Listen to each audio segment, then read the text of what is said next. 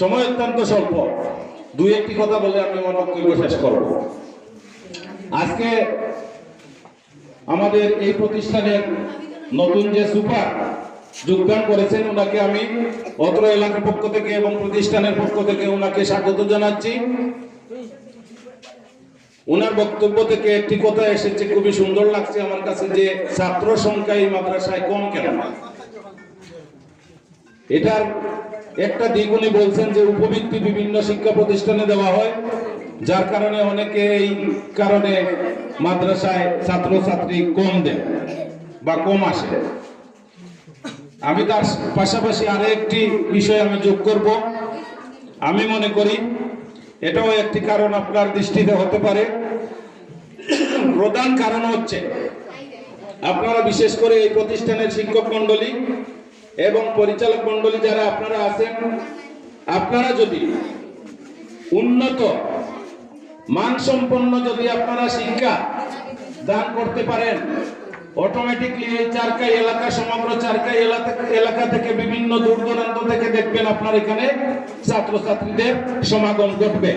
কারণ সবাই বলবে এই প্রতিষ্ঠানের খুব ভালো লেখাপড়া হয়, উন্নত মানের লেখাপড়া করা হয়, যার কারণে আপনারা সবকিছু, আপনার এই বিল্ডিং, ভবন, জমি সবকিছুই আপনার আছে, কিন্তু যদি আপনার মূল ফাউন্ডেশন হচ্ছে লেখাপড়া, যদি শিক্ষার মান যদি না থাকে, তাহলে এই মাদ্রাসা কেন যে কোনো প্রতিষ্ঠান সামনের দিকে অগ্রসর হতে পারবে না।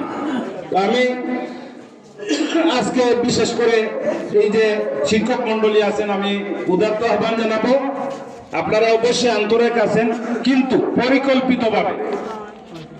পরিকল্পিতভাবে এই মাদ্রাসার শিক্ষা ব্যবস্থাকে সামনের দিকে নিয়ে যাওয়ার জন্য আপনারা অন্ততপক্ষে বিয়ানীবাজার উপজেলায় যেসব মাদ্রাসা রয়েছে, তার মধ্যে অন্ততপক্ষে 5-7টা মাদ্রাসার মধ্যে আপনারা প্রতিযোগিতায় নিয়ে আসতে হবে। আপনাদের লক্ষ্য উদ্দেশ্য থাকতে হবে যে আরো বিয়ানীবাজারের মধ্যে 5-7টি যে মাদ্রাসা আছে, এর মধ্যে আমরা অন্ততপক্ষে 5-7 নম্বরের মধ্যে, 1 নম্বর 2 নম্বর 5-7 নম্বরের মধ্যে আমরা থাকতে চাই। এই প্রতিযোগিতায় আপনারা যদি অবতীর্ণ হতে পারেন, ইনশাআল্লাহ দেখবেন আস্তে আস্তে এই মাদ্রাসা সামনের দিকে অনেক অগ্রসর হবে এবং মাদ্রাসা মানে সুনাম বয়ে আনবে। বিশেষ করে এই বিয়ানীবাজার কেন, সমগ্র সিলেটের মধ্যে একটি পরিচিত এবং প্রশংসনীয় একটি মাদ্রাসায় রূপান্তরিত হবে। তো আমি এই বিষয়ে সবাইকে বেশি গুরুত্ব আরোপ করার জন্য আমি অনুরোধ জানাচ্ছি। পাশাপাশি আমি একটি কথা বলে আমার বক্তব্য শেষ করব। সম্ভবত আজানের সময় হয়ে গেছে, আরো গুরুত্বপূর্ণ ব্যক্তিবর্গ আছেন, ওনারা বক্তব্য রাখবেন। এখানে মাদ্রাসার যে রাস্তা, এই রাস্তার ব্যাপারে মাদ্রাসার পক্ষ থেকে দাবি জানানো হয়েছে আজকে আমাদের এই অনুষ্ঠানের প্রধান অতিথি চেয়ারম্যান সাহেবের কাছে। এই যে রাস্তা, এই রাস্তাটা পরিপূর্ণ করার জন্য, উপযোগী করার জন্য চেয়ারম্যান সাহেবের কাছে আপনারাও সবাই উপস্থিত যারা আছেন, আপনারাও কি দাবি জানাচ্ছেন?